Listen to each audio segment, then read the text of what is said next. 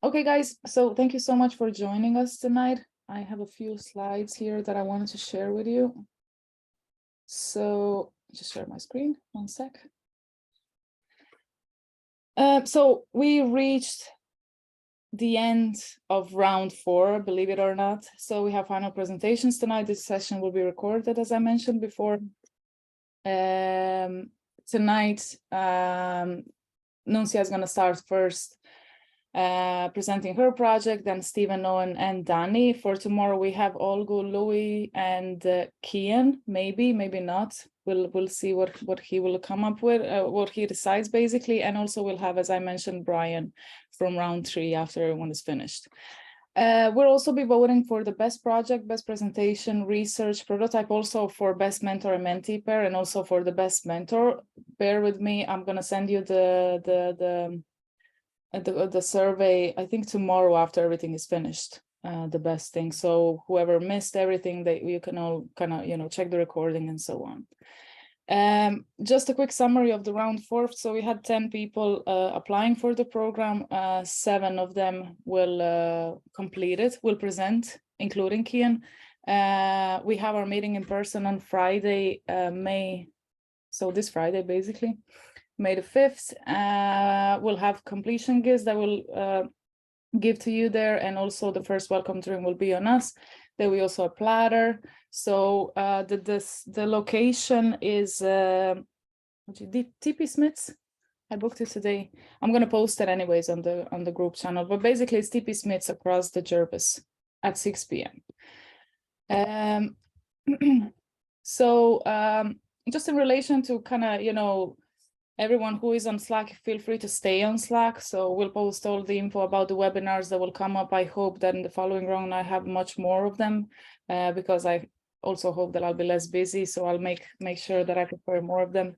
We'll also post a lot of posts about the job preparation, hopefully also some webinars. And also it's always good for networking. So I kind of still have a feeling like, you can always use it for whatever you need, even to ask questions, whatever you find the use for it.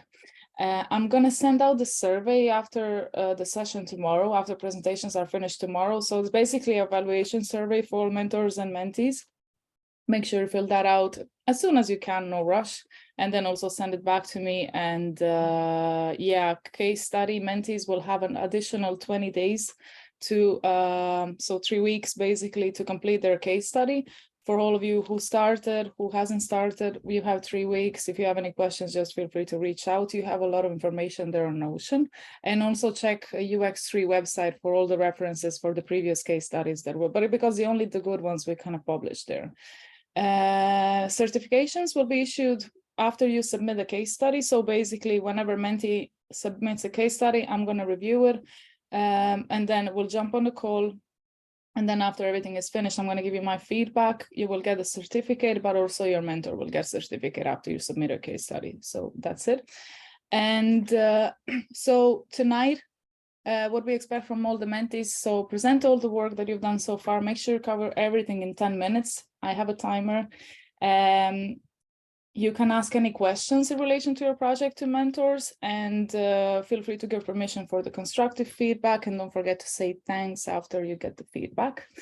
From mentors, just, I know you all know this, but just try to be, specific and constructive with your feedback, asking questions instead of saying, I'm going to get to that slide later, but basically specific options for improvement. And so when mentees are presenting tonight, make sure that you say a few words to your mentee after they finish presenting, if that's okay.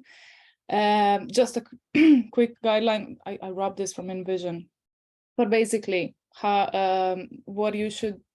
how your feedback should look like is kind of, if you can say, I like what you did in this option because of this, and then you put the reason there, but then also in the same way, if you disagree with that, maybe you can say, like, if you did in this way, it could help, to kind of get your goal of this and that. What we want to avoid tonight is saying, like, I don't think this option really works, or I don't like this, or whatever. So yeah, that's it. That's all from my side. Anyone has any questions before we start? No? Great. All good. Perfect. So Nunzia, if you want, you can start. I'm gonna set the timer now. Just give me 1 sec. So yeah. So 10 minutes. Is my screen visible? I think it will be. Yeah, it is now. Okay. So, okay, so the project that I decided to work on is about make simple to find heritage island attractions. And I will talk you through about the content. So we'll talk about the project background, the problem, and the design process. So basically, Heritage Island is a platform where visitors can learn about over 90 of Ireland's most iconic heritage destinations. And the problem, basically, when I downloaded this application, it was hard for me to get information on where these sites were located. So I decided to follow the double diamond design process. And as a research method, I used competitive analysis and usability testing. As a competitor, I identified 5 companies that provide a similar service, and the outcome basically here was that even though some applications have a cluttered screen, they provide a good way to keep the user engaged and motivated to return to the application. And the Irish Green Pages has the same attractions as Heritage Ireland. Then, as a usability testing, what I wanted to know here was how users navigate through the app and observe if they had any kind of hesitation or confusion while looking at the app. The outcome here was basically that 4 out of 4 users had never used the application before. 4 of them had difficulty to choose a place to visit from the homepage. 3 of them assumed that they can search only by knowing the name of the site. 3 of them had difficulty reading opening times. 3 of them don't know what buy heritage card means. Oh, sorry. 2 of them prefer to have a filter that guide them through the search, and 1 of them would like to have a review section. So I came up with the persona. Basically, Billy is a photographer. He loves nature, discovers sites near him and places all over the island. And to be closer to his thoughts, I created the empathy map and its journey. And here I identified 5 problem statements. So the first one is when looking at the home page, the user don't understand in which area of the island the attractions are located. So how might we help the user understand in which area the attractions are located? And then the user had poor experience interacting with the search bar because of incomplete information and uncertainty of the results. So how might we improve the performance of the search bar? The user got confused when seeking attractions timetable. So how might we make opening times easier to read?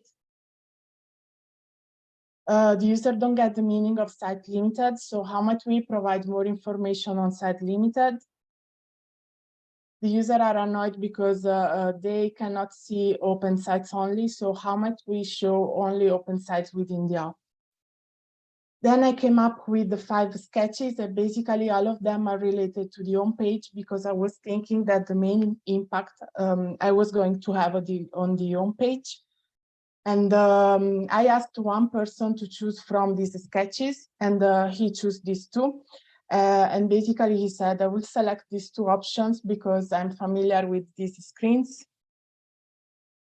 And then based on that, I conducted a quick A/B test on the low fidelity. I asked for users to check these 2 screens.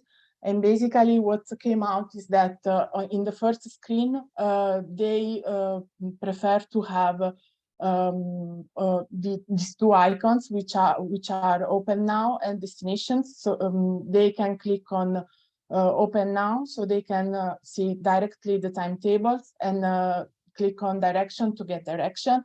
But the only thing that came out at here is interesting is that they would have never categorized the attraction by location, but maybe they would like to see categorized by the type of attractions. So that's why I decided to proceed with this one. And this will be the main component, but actually I changed it a bit because I was worried about the length of the text. And I was worried even for the side finger. So that's why I decided to change. And then I created other components.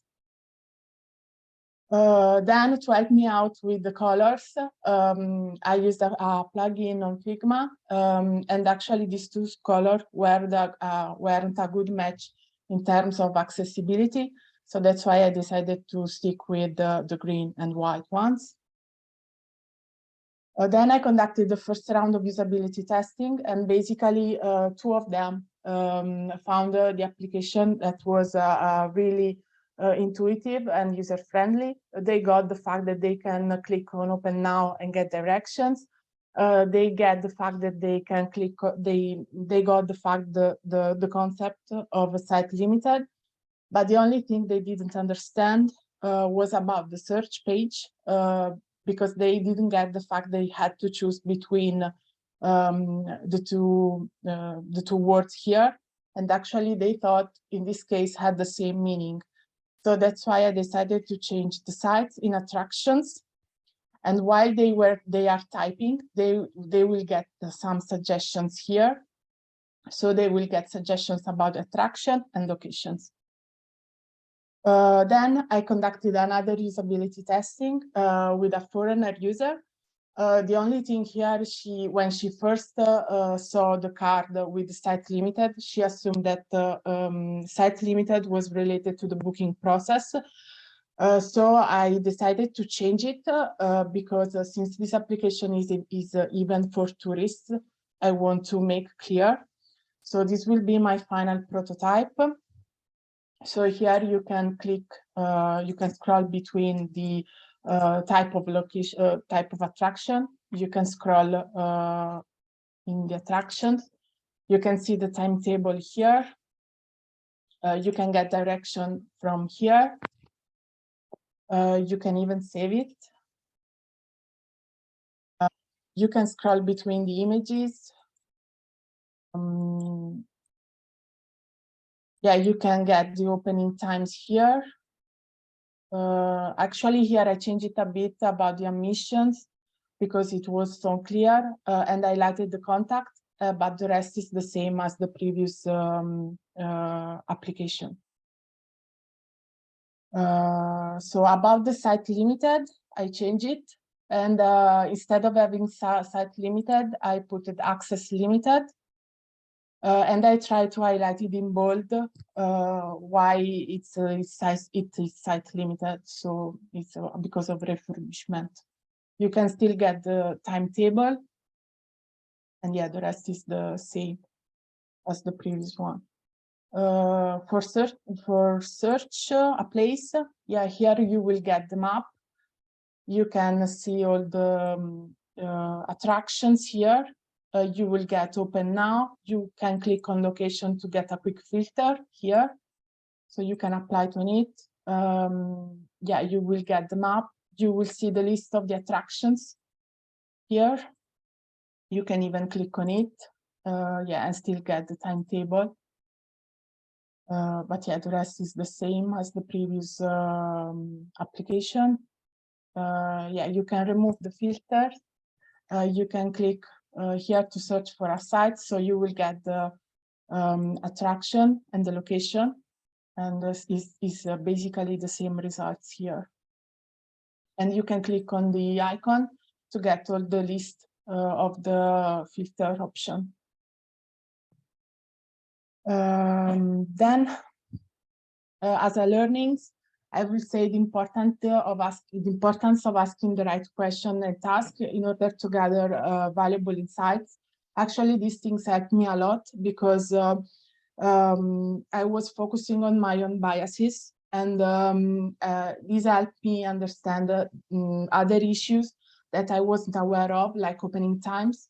And according to my research, I will say that I will suggest a long-term plan that could benefit OPW because basically none of the users that I interviewed knew about this application.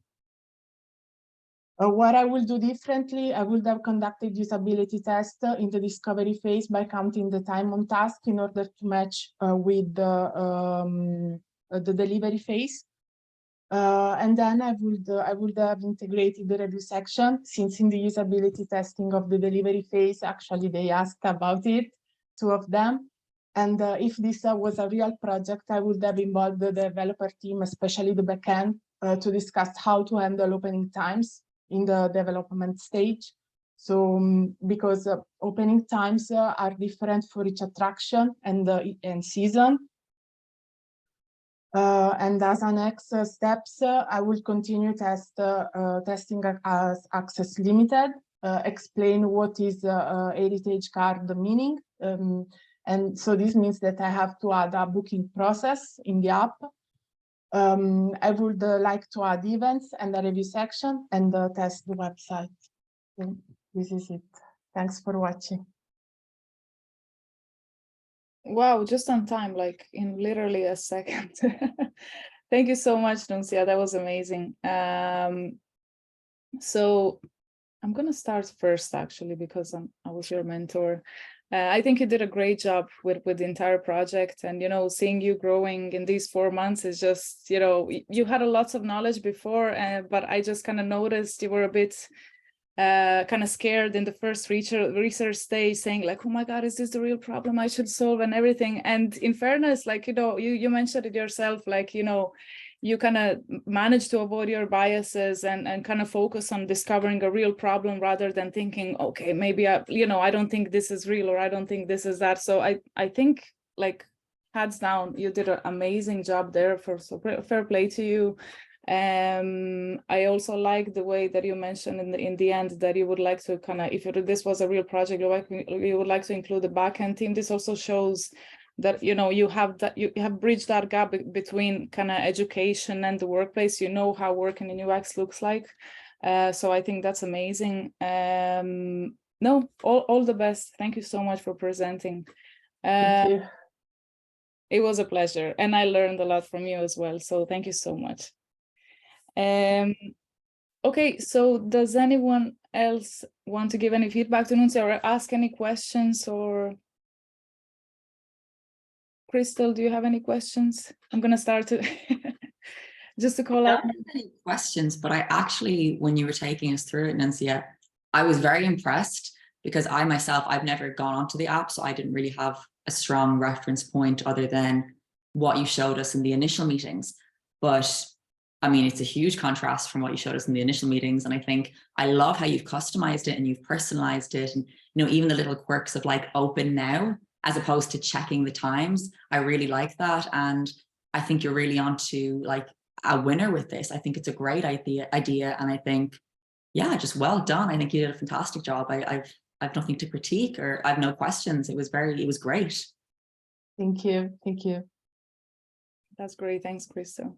Yeah, that's it. Because these days, oh, sorry, Ash, I know you want to say something, but it just reminded me of something that I wanted to say. Like, these days is not only enough to kind of solve the problem, but it's also important how we make the person feel. And that, when people are using the app or any software that we're designing, when that person feels like we're reading their mind, just what you said there, Crystal, like, speaking in that language, that kind of makes it, better than it normally is, like, so yeah, fair play to you. Sorry, Ash, I interrupted you there. No worries. And well done, Nunzia. That was really good. I loved all the little interactive elements that you had as part of your presentation as you were going through. They were great. I was going to ask you one of the questions, and then you actually had it as a slide for what would you do differently. So you already captured that. But yeah, you broke that down really nicely and really clearly. And I noticed you had 5 how might we's. Out of the 5 how might we's, I think you solved for them all. Yeah. Was there one out of them that you think you solved for best, or that was kind of the juiciest problem? Yeah, actually, I tried to make the best, trying to sum up everything. But yeah, I think I would have learned. I would have done other things differently, even for the sketches, maybe, and at the end he picked just 2 because he were familiar with screens So maybe I could have done differently in that way. You know, I could have done differently other things, not only what I have explained as a sum up. But yeah, that's the main thing. Yeah. Well, no, you did a great job, and sometimes that can happen. I think that you have a few how might we's, you know, and it might be that you have to focus on one or two. So, well done, you did a great job. Yeah, thank you. Thanks, Ash. Dave, did you want to say something? Sure, yeah. Well done. That was really, really good, really comprehensive, and I love the process of the whole thing, the way you went through, like you kind of ticked all the boxes. It's really hard to kind of judge these things because like you get 10 minutes to kind of look at all your work, and I'm trying to remember what I thought before and piece it all together in my head. So it's hard to kind of critique something with a very short presentation like that. But I thought like it was really like comprehensive, as I said. One of the things I found interesting was that your users prefer to search by attraction rather than location. Is that right? Yeah. Yeah, actually they got confused when I showed them they had to choose between sites and location, but they got confused because actually they thought they were the same meaning. Right. So that's why I decided to change the word sites in attractions to help them understand the differences between the locations and attractions. Yeah, it's a really hard thing to do. Like when you're dealing with people who don't mightn't have good English. Like we're working on a website for a language school at the moment, you know, and the nomenclature is really, really difficult because words that we just understand, like you don't know if they're going to understand them, and it's very hard to test for that because you don't know the level of English different groups have, you know. So we have to keep it as sort of basic as possible and try and combine your labels with icons, which help as well, and try different words. Loads and loads of testing, you know. But I think you did a great job, and I love the animations in the presentation as well. They're great. So well done. Thank you. Very good. Anyone else? Anything to add? Yeah, I just want to say that yeah, I thought it was a fantastic solution for a very specific problem. You did a great job at staying focused on that problem throughout. I liked your learning on about how you spoke about how you took the learnings and the insights you gained from your research in your stride, even though they weren't what you were expecting, and you continue to reiterate and test throughout that. I thought you told the story of your project very well. The one bit of feedback I'd have is that you skipped over your persona and your journey map very quickly. I found the pasta there a great resource to visualize your insights for stakeholders, and stakeholders find a lot of value in those resources. So in the future, if you are working with personas journey maps, it is worthwhile to kind of stick with them, go through them a little bit with, and could really kind of add value to the insights that you're presenting later on. Yeah, I agree. Actually, I skipped them because of the timing. Yeah. But yeah, I would, if I had to present to someone, I would include them inside of it. So that's why I keep them. But yeah, I agree. It's a really good point, Sean. It helps to emphasize with a user, you're right. Okay, if that's it, then thank you so much, everyone. Thanks, Nunzia, once again. Stephen, if no one else has any feedback, right? Sorry, didn't want to interrupt anyone. If that's everything, then Stephen, do you want to go next? Sure. Nunzia, that was great. Well done. Really good. I love the project. It was so extensive. So well done. And yeah, let us go. I'll start the timer now. Great. So yeah, my project was redesigning booking experience for Aer Lingus mobile app. I took the double diamond process, and I'll talk through the 4 stages in this presentation. So stage 1, discovery. These were some of the research methods that I undertook. And then just kind of in summary, what I found is that people choose between Aer Lingus and competitors mostly on cost. The convenience of rebooking a trip with all the info preloaded already could give an edge on competitors. And when asking people in surveys and interviews, this kind of new edition had an overwhelming approval. What's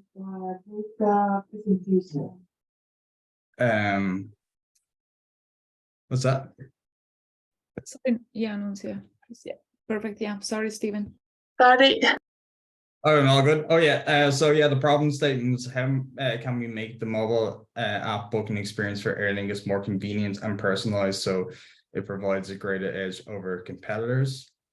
So in just trying to define a problem and kind of like define sort of the users that this problem will be trying to solve for. And the first persona I had in mind was Anne, who travels regularly back and forth to the UK for kind of business or study. And the second kind of persona in mind is John, who kind of has that favorite spot that they always go to in Spain that travels every year with his family. So they were kind of the people in mind. What I kind of found through the sort of process of going through the sort of empty maps and the user journeys is that rebooking the trip and the maximum preloading of info was a potential solution for both of these personas. And they have similar pain points that rebookings or the convenience of having preloaded info in their booking process can solve. So the next stage was trying to design the experience. So in a nutshell, what I tried to do is develop two kind of potential flows of how this might work. And in task flow 1, the main thing that sets it apart from the second flow is that when you rebook a journey, you select your dates, and then it kind of shows you all your preferences you had from that last trip you had, and you can make your edits then. Once you make your edits, then it will bring you up the dates, the times and the price options, and then from there you go to review, where you can you check everything off, and then you go to payments. Very quick and seamless process. And then the main difference with the second flow was that you when you go to rebook a journey, you pick your dates. Then at that point, like the normal kind of like Aer Lingus process at the moment, the next stage is to pick your times and your prices. And once you kind of confirm, then it's kind of going through each individual stage, but all the info that you have is preloaded there. You're just kind of like confirming it or making the edits as you will, but like there's no, it's all kind of set there. So they're kind of the main two differences between approaches that I wanted to kind of test in A/B tests. So next was just trying to do some paper prototyping just to see if it made sense when I got it down. And it kind of did. It like helped me kind of think it through a little bit further. And then developing it into lo-fi. And just these are kind of just some of the screens of the main things that kind of sets apart from, I guess, the current Aer Lingus flow is that when you go to book a trip, the rebooking options are quite dominant within the screen. I wanted like to test out a screen that kind of had all the list of the preferences in terms of the seats, the baggage, the extras that you chose, the amount of passengers, and the fare type, kind of on the one screen, where the only thing you're really doing is selecting new dates. And then in terms of that problem statement about the personalized experience, based on the saver fare that you choose, the prices and the times that kind of come up reflective of the preference that you chose versus currently it shows you kind of all the different options. So I mean, you can go in and you would be able to change that fare, but like, just, what comes up first is what you want preferred. And design summaries that I tested it just one person for proof of concept, and it kind of made sense. It was just some minor suggestions. And yeah, these two flows were developed, and they were going to be tested in the next phase in Hi-Fi with 5 users in an A/B test. So the final stage was the delivery. So just to kind of capture what I was kind of presenting, the setting up the test. So flow 1, this is kind of how you would see the preferences at the start of the process before you pick your the time of the flight and the price. And then in the flow 2, after you kind of selected the time and the price of the flight, it would ask you to prompt you if you want to use your preference from last trip, or kind of like provide a shortcut straight to review, or if you need to make changes, you can make your changes. And then as a sort of kind of caveat to the test, I wanted to create a scenario where nothing changed on the trip except the fact that the passenger was, and the tester was being asked to add an extra passenger. So just to kind of see how modifying on top of something that's already kind of like everything set in stone, except for you just want to make this one change, how they would go about that. So overwhelming, they got everyone got through it fairly easy and quickly, very easy to understand, and yeah, like well under 3-4 minutes to kind of complete both flows.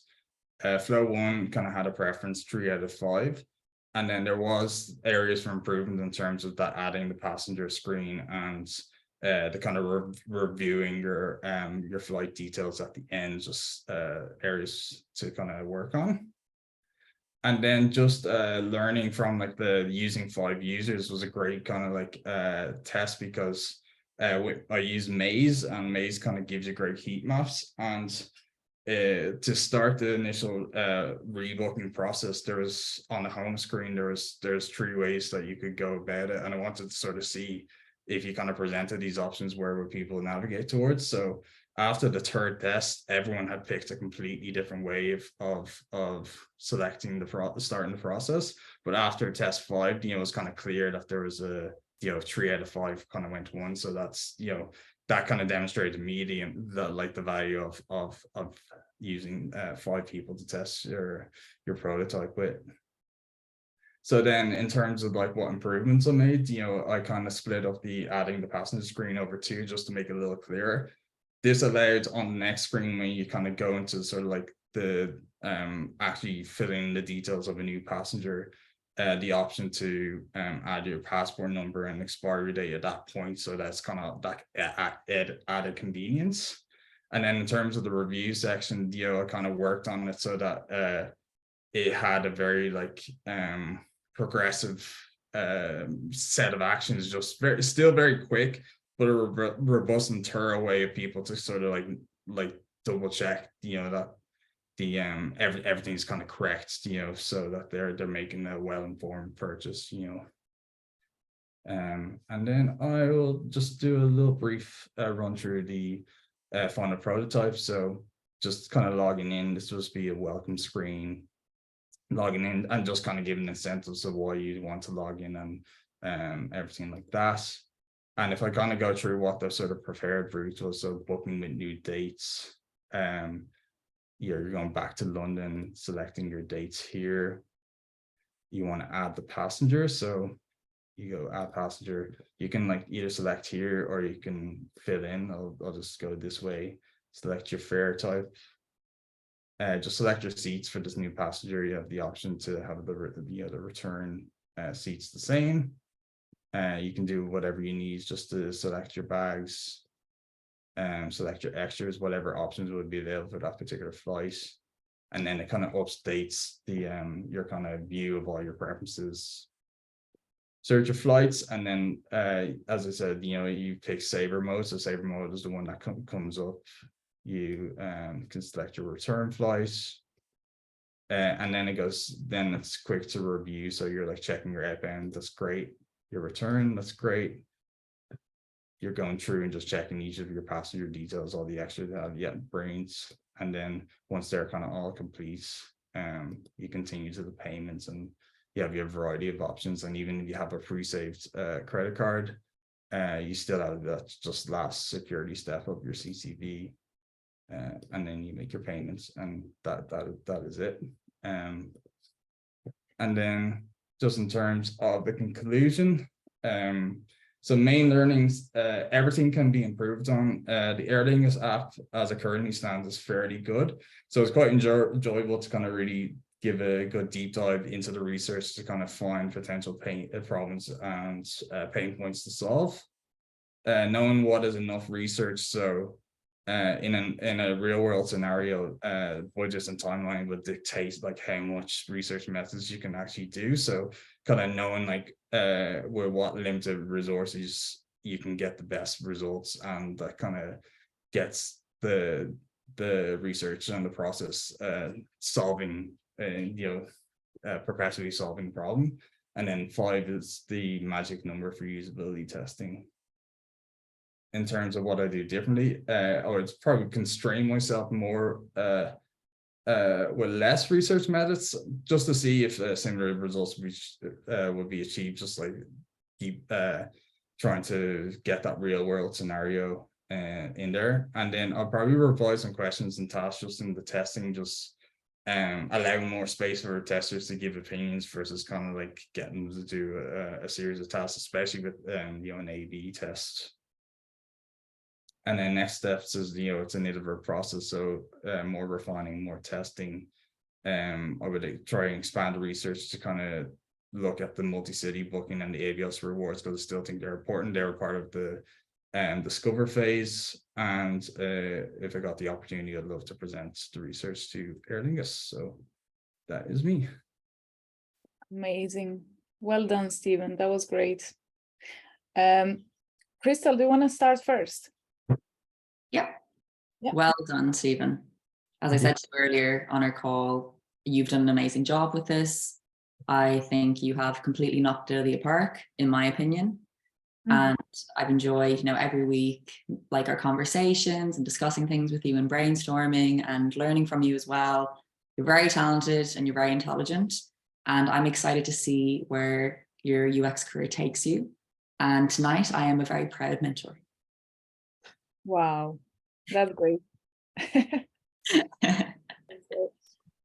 That was great. No, seriously, Stephen, a great job there. And I loved your learnings, and it is like, I think I listened to one podcast recently where it actually says, like, once you notice that your kind of findings start to repeat, that means that it's time to stop with you, with your research. I don't know, maybe Sean, he's the research senior research here, so maybe he'll disagree with me, but that's completely also what I think as well. No, fair play to you. You did a great job there, like amazing altogether, like a really nice story, like really nice problem to solve, and the way that you solved it is just great. Yeah, so you should be very proud of yourself.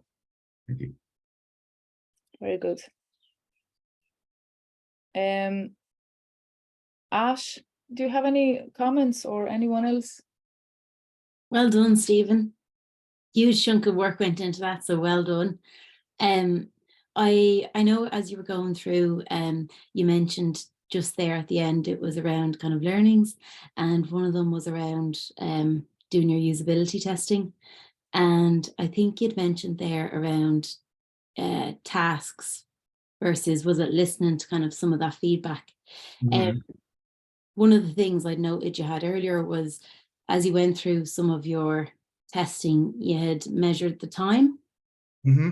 Was that something you specifically kind of set out to measure? If you could speed up that process, and you had measured that time at the start, and it was something you're measuring at the end? It was a kind of just consideration, because I just wanted to like, I guess, in the sort of like the define stage, one of the frustrations that like one of the personas had was that they wanted to kind of get through the process quicker, and so it's kind of like speed, like trying to get something that was a quicker process, but it was also safeguarded by the fact that like you can't like just one click purchase, so speed was a factor, because I consider it was a kind of improvement to the someone's experience of booking a flight. So and would kind of be something that the personas I had in mind would be looking for, Yeah, if you were looking at time initially at the start, I think it's a nice thing to be able to do, is actually measure the time like that if you're doing usability testing. And is there anything else then, if you're to go back to the start, that you do differently if you're doing this again?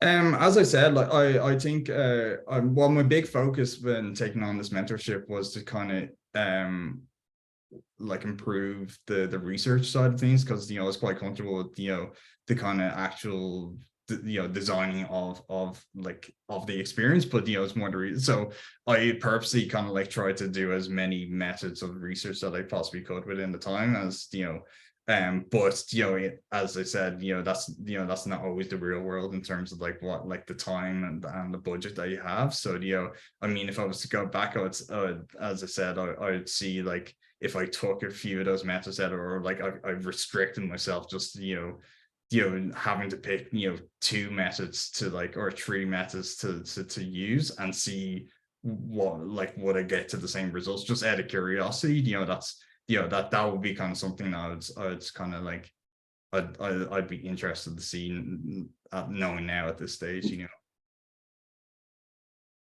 Well done, Stephen. Thank you. Very good. Thanks, Stephen. Dave, did you want to say something? I saw your. Yeah, sorry, I used the wrong emoji in the chat there to put my hand up.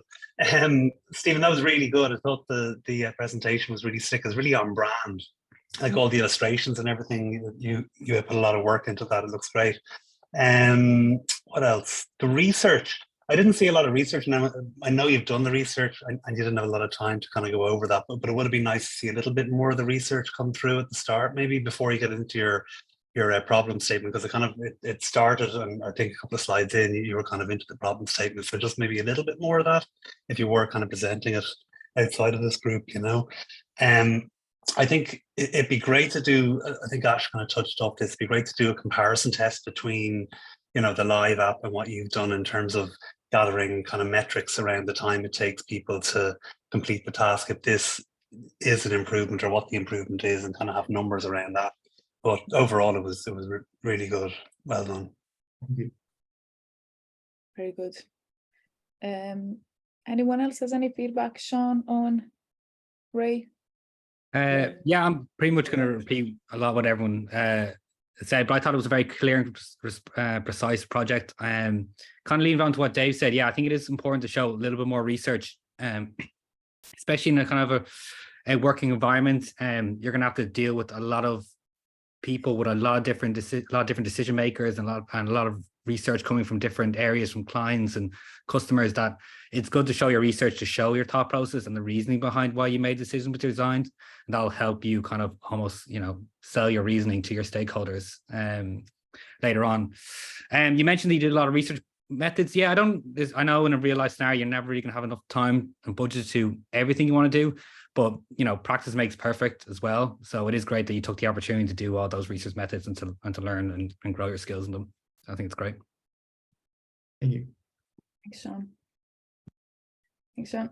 Ray, you wanted to say something? Yeah, just to jump in and say well done, Stephen. It was an incredible volume of work that you presented. I found your presentation really engaging, like very thoughtful use of illustrations. And the project itself, there's definitely massive improvements by the looks of things that you've made, and also some really nice considerations. That piece at the end in particular around the checklist for reviewing, that's always a point of for stress for me anyway, as a person booking on an online website. Am I booking the right date, the right place, even right name? So that's a nice kind of addition, and I'd really love to see, if you had another month, love to see metrics to show that design actually improves, whether it's the time or it's the perceptive methods that you get back from people. But I think you did a really, really good job overall, and you should be proud of the work you presented tonight.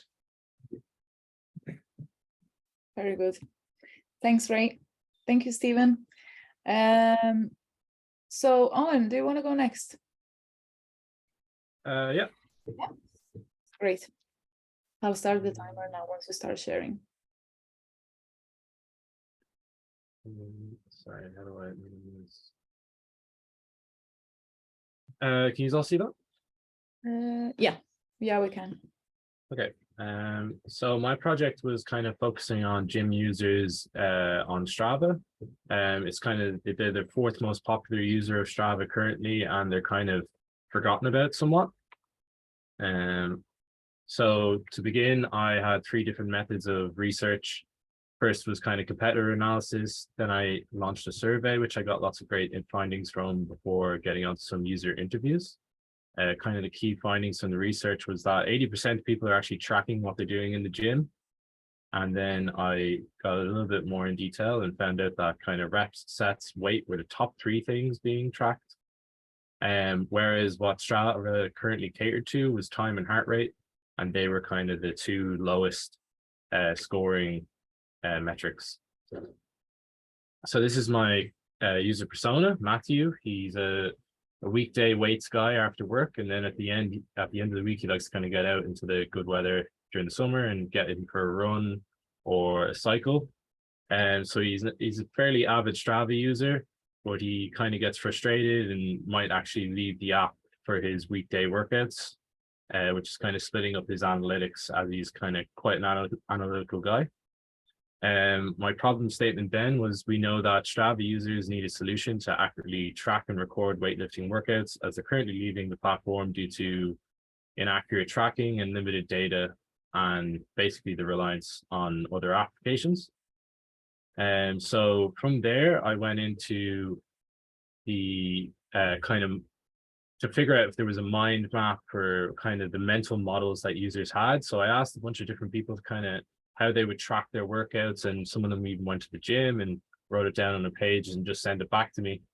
And from this, I kind of broke it down to more digestible data.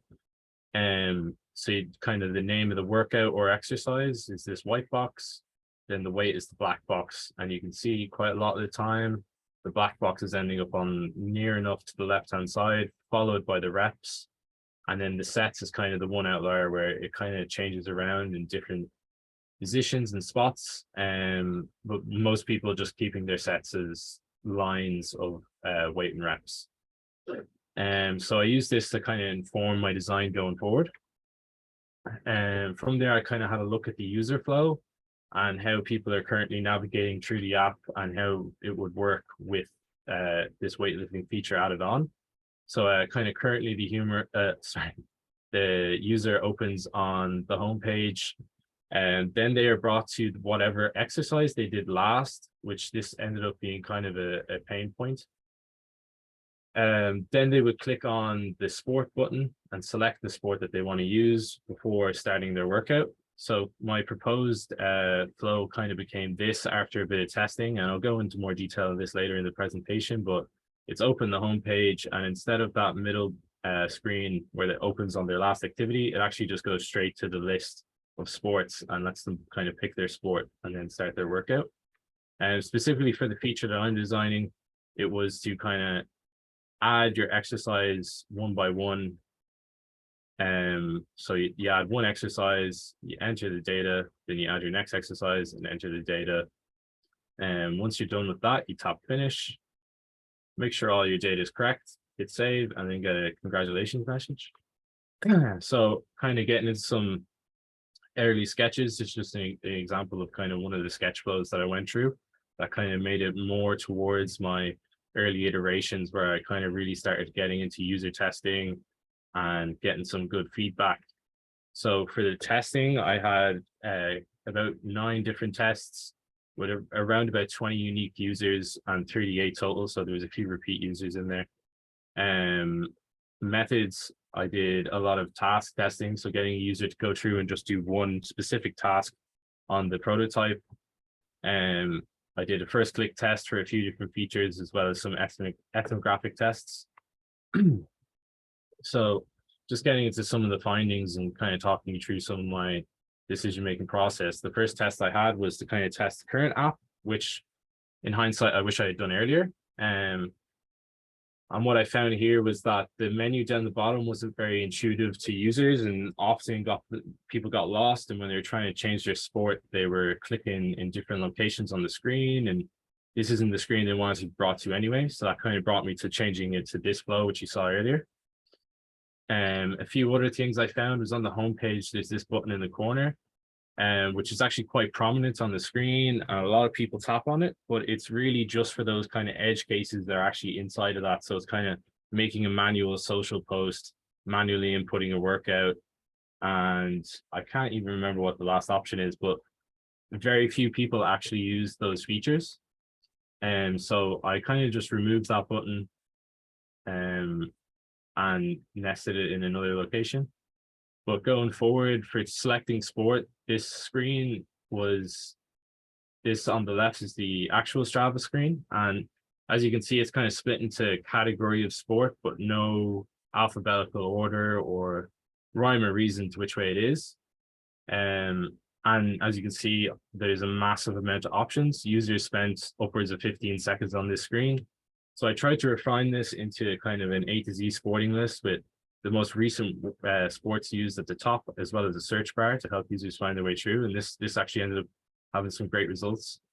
Another thing I found throughout iterations of my prototype was the saved workout feature. I ended up getting kind of hung up on this a bit, and I found out is the screen on the left performed really, really badly. Every single time people would not click this little grayed out save button first. So I ended up just fully removing this from, as you might remember on a previous screen, the 5 kind of icons.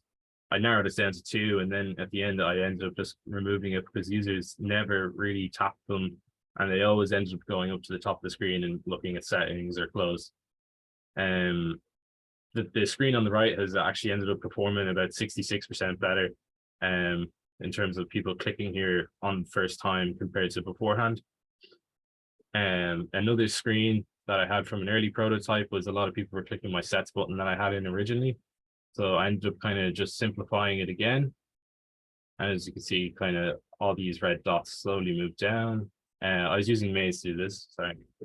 I got some ethnographic testing done as well. This was really insightful to kind of see the different ways that people were interacting with the app.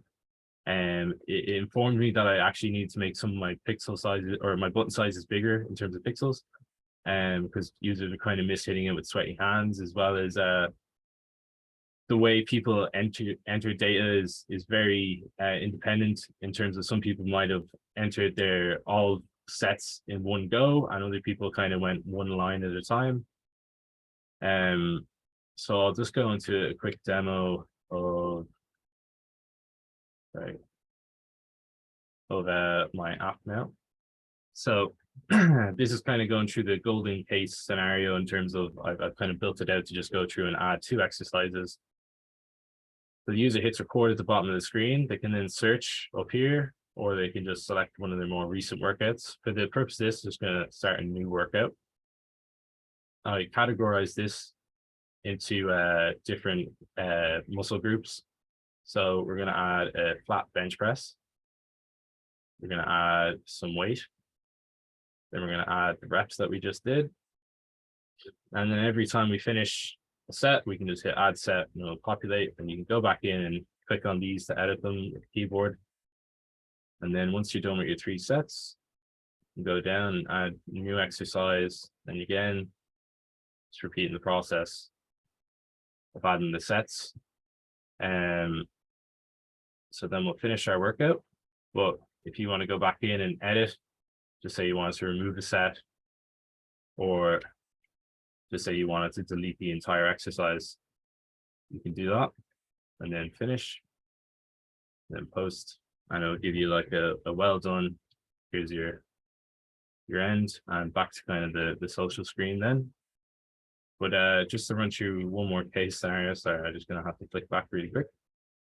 Just for the saved scenario, you can come down here and click on the workout that you want to add, and it's just a simple thing of checking off, and you can go through and edit same way as before and change your numbers to your needs, and this will auto populate from your last workout. Sorry, just going back in.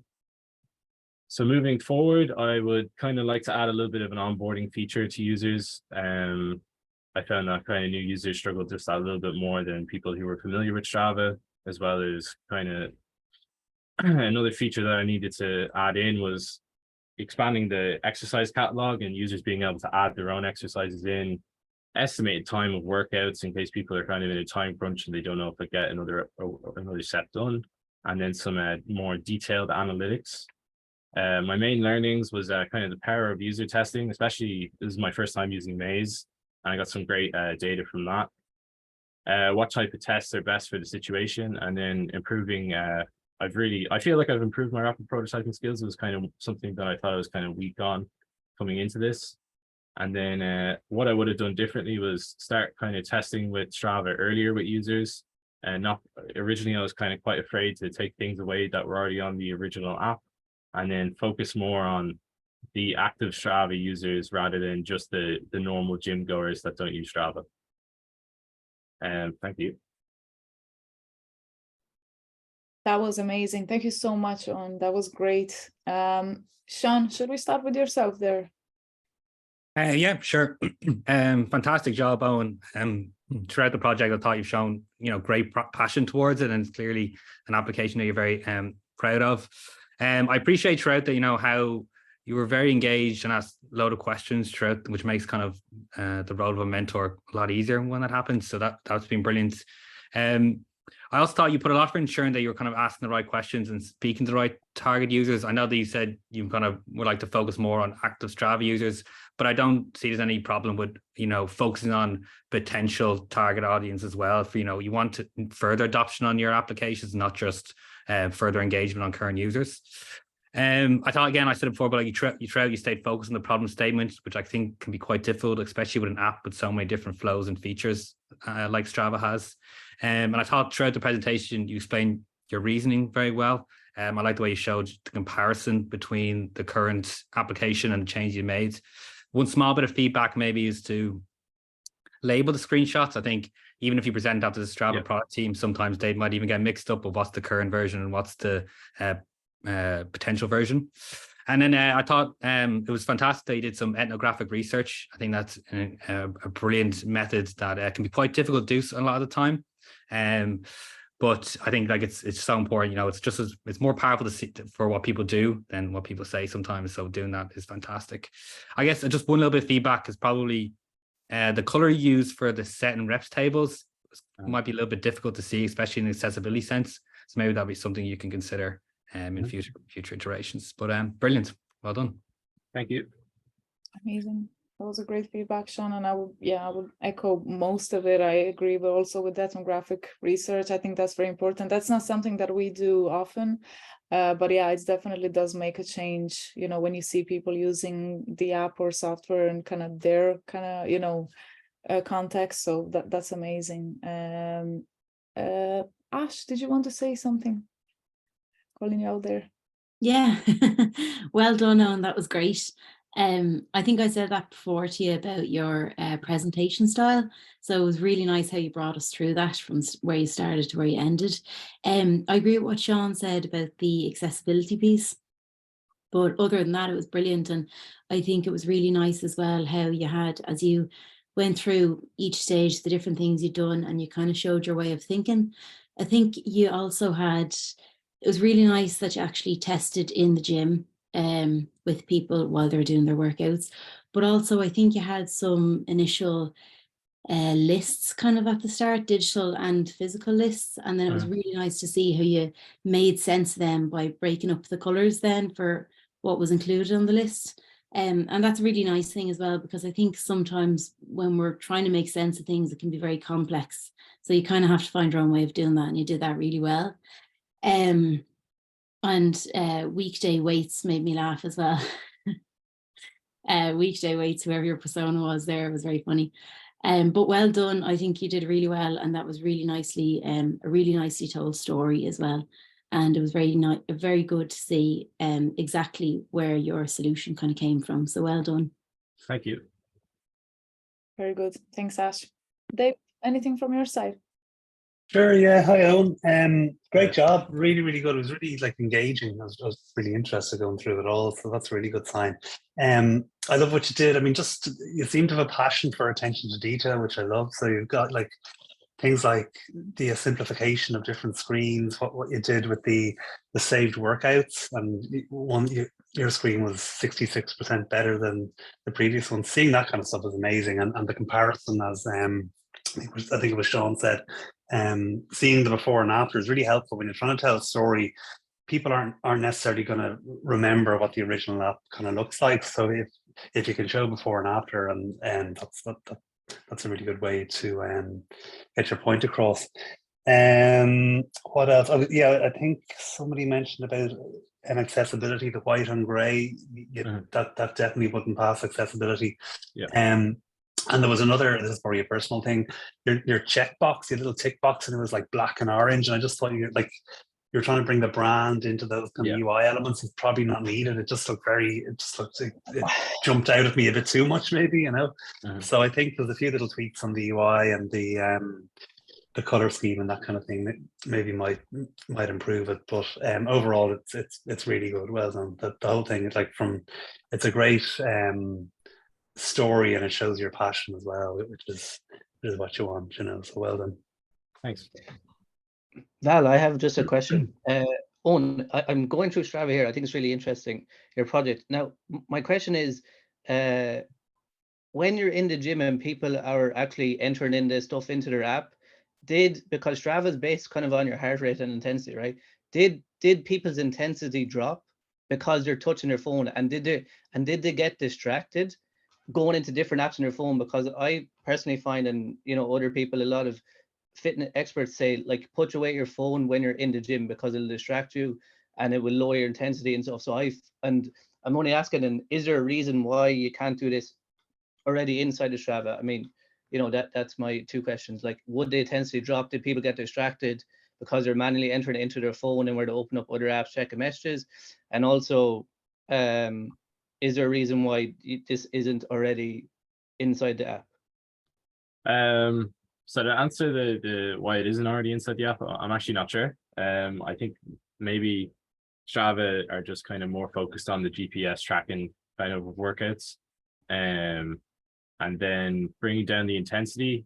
I found that kind of quite a lot of people are on their phones anyway during the gym, kind of in between sets. They're scrolling Instagram or they're looking at Twitter, the news or whatever. So maybe it's not for kind of the most hardcore of kind of gym goers where they're trying to keep their heart rate really high, and you know, maybe it's not for CrossFit people. But in terms of kind of the average gym goer who's kind of going after work, doing an hour in the gym and then heading home and cooking dinner and chilling out on the couch for the night, I think kind of it addresses most of that kind of case scenario.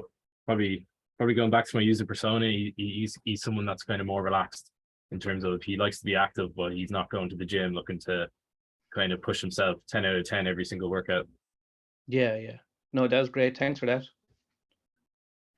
Thanks, Brian. Ray, anything from your side? Yeah, well done, Owen.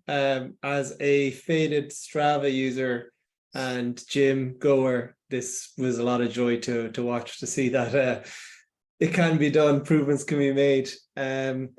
Yeah, I really loved the presentation from the start. I think you made some really great design decisions and how you teased out the design in your own mind. Particularly that very first screen, in how you kind of color coded the design. That was a clever approach because it was such a data heavy UI. You didn't delve into UI elements. You thought of it as a kind of system first, and I thought that was really good because that kind of set you up for success afterwards.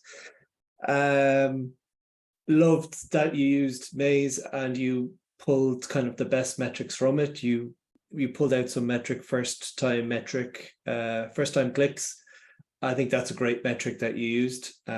So well done there.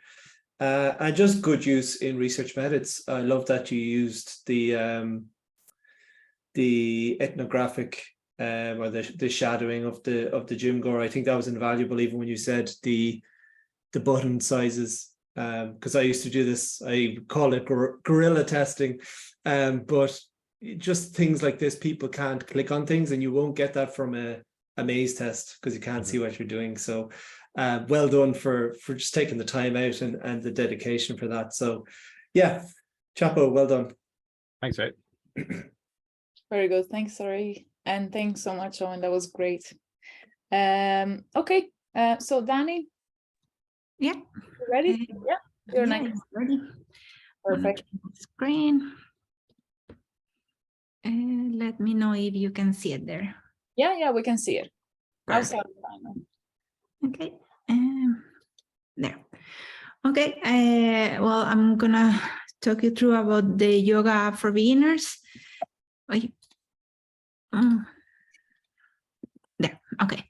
So yoga app for beginners started as I wanted to improve the journey of the users. As the name mentioned, it's focused on the beginner part. But this changed with the design process. So for the design process, I use the design thinking that it's very user focused. So first I empathize with the user, then the define, then the ideate. In this part, I went back and forth from interviews. I had a few interviews, so this kind of changed the define process, and I have to go back and just keep having interviews. And then the prototype and the testing, and from the prototype and the testing, I also had interviews, which helped me tweak the process. And so for the problem statement, it changed. So the problem statement is yoga is for beginners, aims to improve the user experience, make them comfortable practicing yoga, and once they feel confident, they feel confident, they can customize their own classes in a simple way. For this reason, I discovered that there is a new persona. So this persona is somebody that has already practiced yoga. That they know what they're doing, but the issue is that they don't have the time or to go to a studio or to a class, and that's why they're using the app, because they want to have something from there.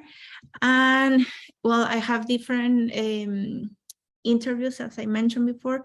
The first one, it was from a lo-fi prototype. I interview two personas. That was my first focus at the beginning. That was beginners. And in this section, I was going to focus on the onboarding part and the personalize. But then when I did the first interviews, they showed that the onboarding part, it was not something that they were what they were expecting, or the results were not the ones that they wanted. So in this stage, I discovered that they wanted to see classes that were already pre-made and that they can just follow the instructions. So in the second part of the interviews, I did these changes, and the results were that the onboarding part was not what they were expecting, or the results after taking it, it's not what they were expecting. And the personalized part, it covers the second persona, that it's more, like they know what they're doing, so they can easily choose what their needs are. Then I went to the usability test. For this part, I use Maze, which was actually was a very good discovers what I have there. So the first one, I gave the link to 8 people. From this part, I have 3 tasks. The first task was just to find a video, and I gave them the name and what they needed to look for. The second task was the same, but they kind of need to go through and check what they can find. And the third part was to personalize the class. The findings were very interesting, because I thought that the personalize, it was going to be the hard part, but actually it was the opposite. And I'm going to show you the the results, I have them here. So it was 75% direct success, and in the first and second task, it was 68% of misclicks, and in the third, which was personalize your flow, it was 86% direct success, and misclicks were only 55%. And I'm gonna show you the prototype very quickly with the tasks that I included. So it's kind of like the onboarding stage. Then you go to start. The first task was to find a stretch workout, which was the first one, and you click and then you have the video, you play the video, and then you're done. For the second one, it was to look for another video that was I forgot the name, sorry, mobility yoga. So they have to go to here to find the mobility yoga one, and after they find, they just click and they can see the video and just play it. After you go back to the landing page, and then it's to personalize your class. The interesting part, it was that I thought that most of the problems were gonna be here, but I think it was straightforward. So you go to personalize your class, then you set the time, you set the intensity, and then the target area was arms and back. So you just choose your target area. In this section, I had a few, I got a lot of clicks on this one that was supposed to be a leg. So I think the icon is not, clear enough. This one, then you go to the second step, which is you need to pick 10 classes from the recommendations that we do here, and then you go next. Then you review what you just selected. You save the class, and then they give you a few seconds to prepare for your class, and then you say I'm ready, and then you get your class personalized. And then you go back to the landing page. So as I mentioned before, today's class that I thought it was gonna be the easy part, well, not easy, but it was gonna be straightforward. I just discovered that it has to be tweaked, or maybe in the design I didn't cover the things I needed. Maybe one of the main learning things that I can see right now is that for this project, I had a lot of assumptions. So I think the assumption part didn't help with the design at the beginning, because I focus a lot on the onboarding part. And after a few interviews, I realized that the onboarding part, it was not as important as it should be. I think I needed to add more testing. I also like that I have a new ways to test, because I also use Maze. So it was that part was kind of interesting to learn and to see. And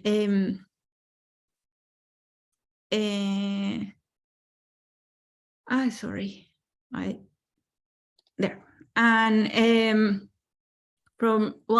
I learned new tools, and I understood new ways to do interviews. And I think that's something that probably I need to go more in that part, because I think that's what I was missing at the beginning, and I kind of lost a little bit of time on that part.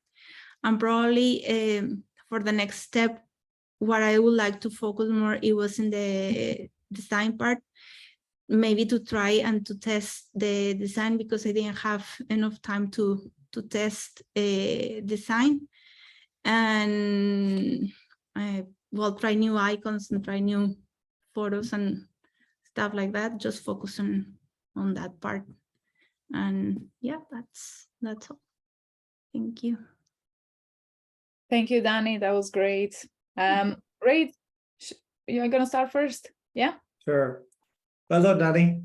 You should be very proud. It's all over now. You can relax. You did it. Well done. Well done. Yes, so proud of you. You've come so far in this project. I know you've face setbacks initially with interviewers, not be able to get interviewers last minute.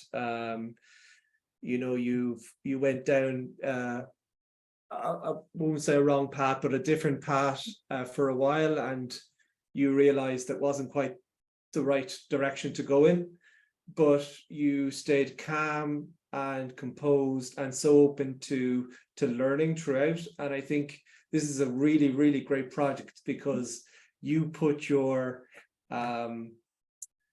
you know, how do I say, your assumptions, your false assumptions, but you turned it around and you made a great research project out of it. You made great designs. And yeah, just very proud of how you carried yourself throughout the project. Well done. Thank you. Very good. Thanks, Ray. I don't know if I missed that part, but I think everything was great. So well done, Danny. And it's a huge, like, you did a huge amount of work since last time I saw your presentation on interim presentation. So fair play to you. Did a great job there. And I know we're always so tempted to kind of jump straight away to designing when, sometimes it's kind of worth to kind of spend a little bit more time on research just to figure out what the real problem is. So you did a great job there. The only thing that I would like you, if you included a little bit more, as we mentioned before, also for one of the guys, just a little bit more research before you kind of, just to show to everyone. I'm sure you did a lot of it, so we could also get an insight of that. Because in fairness, you did have like almost half a minute more. Yeah, I'm sorry, I kind of frozen there. I practiced first, but then I took a lot of things out, and at the end, I think I didn't take my time. I didn't count my time properly. And I also like to thank Ray because he was really helpful, because I was jumping straight to the design part, and what I wanted to learn more, it was a research part and the interviewing, and he helped me a lot with the use of Maze and the interview part. So yeah, thank you, Ray. Well done. You're welcome. Well done both. Dave, anything from your side? Yeah, well done, Danny. That was really good. I love the way you challenged all your assumptions. I mean, that's what it's all about, really. So well done on that. The UI looks really good too. I mean, as Val said, it's come on a huge amount since we last had a look at it. So you've done great work. And the only thing I was kind of confused a little bit about was around the first task was to play a video, and it was just seemed like a very obvious thing. It was kind of in you go, and the video was right there, like on the screen. Was there a reason that you picked that as a task, or was that a problem beforehand, or where did that come from? Yeah, actually, that was one of the problems before, because in the app, it's not, well, you cannot see the recommendations right away. So Sure. The first time that I interview people, what they were saying is that they would like to see a recommendation, like something that is already there. Okay. Like, let's say that if they have a back issue, or they want to have like or solve a problem in the meantime, they want to have a video that is already made. And I think this part was the two people that I interviewed at the beginning, they say that they want to see videos that are already there. Sure. And I kind of thought that it was very obvious that to put the video right away, and in the testing it wasn't that obvious, because a lot of people got lost in that part. I don't know if it was because it was the first task and they were kind of wandering around the app. Yeah. And yeah, so, and that was the first time that I used Maze, and when I saw the interactions, it was from there they either left the task or click something else, because before on the prototype I have on the onboarding part, I'm sorry, on the let me just show you. Sorry. This it was like a video before, and people got confused and they thought that it was here where they have to go to find that video, while the second option was. So I think that part is not clear, and it will be something that I would like to make better or design better, because I think this is more a design issue than any other. Yeah. I just wasn't sure if personalization was more important or needed more kind of priority than today's classes. So. And actually, that was my assumption at the beginning, that the personalized it was going to be the main, but then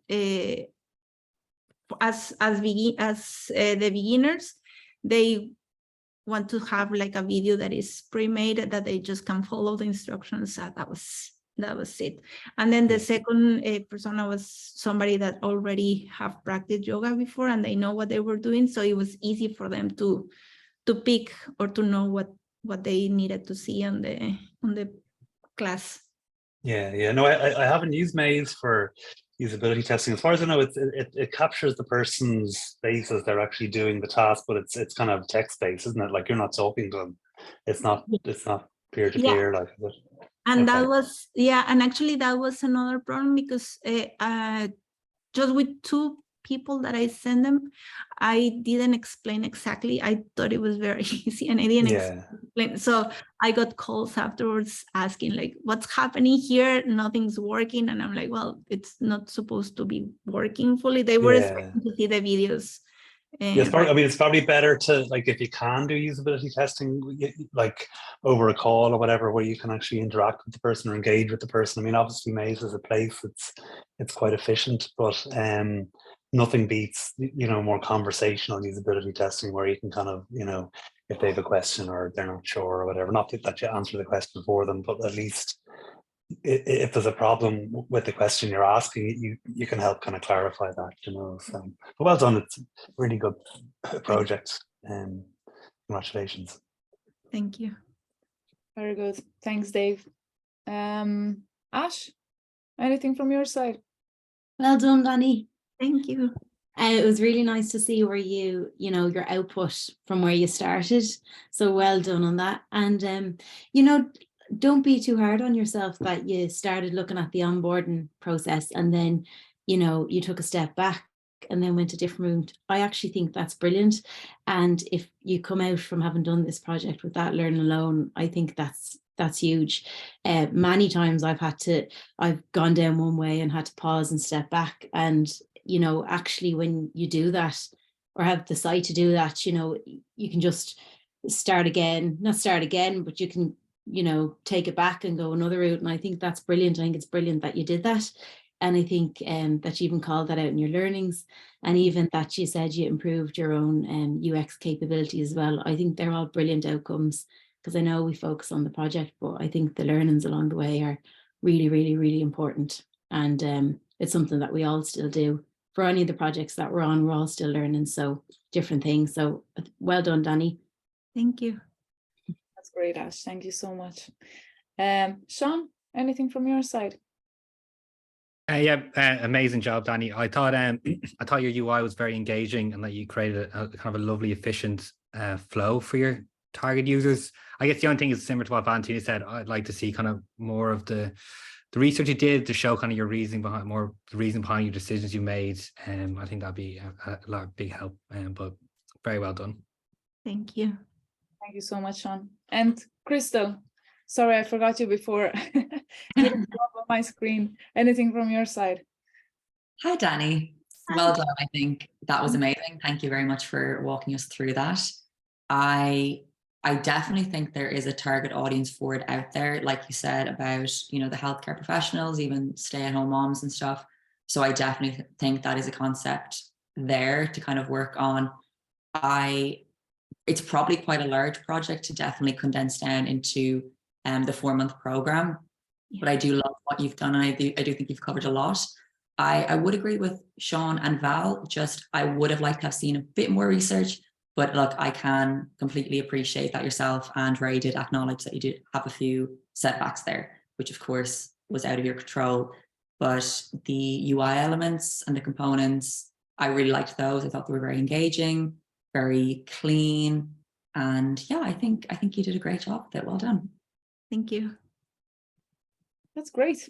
Thank you so much, Crystal. Thanks, Danny, one more time. Thanks everyone for presenting tonight. So you're off the hook.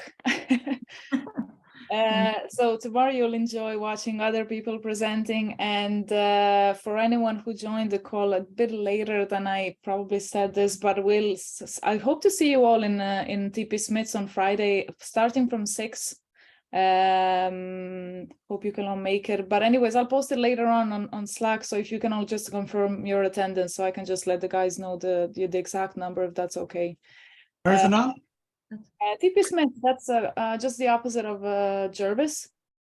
Oh, okay, cool. Yeah, there's also a parking for anyone who's coming with a car, and also like there's Lewis, there's Dart, there's everything. Yeah, so it should be reachable for everyone. Anyways, yeah, that's it, guys. I'll let you enjoy the rest of your night. I see you again tomorrow. Really appreciate everyone who joined tonight. Thank you so much for everything. Thank Well you. done, everyone. Well done, everyone. Well done. Well done. Thanks. Bye. You guys. Thanks so much. Bye-bye. Bye-bye.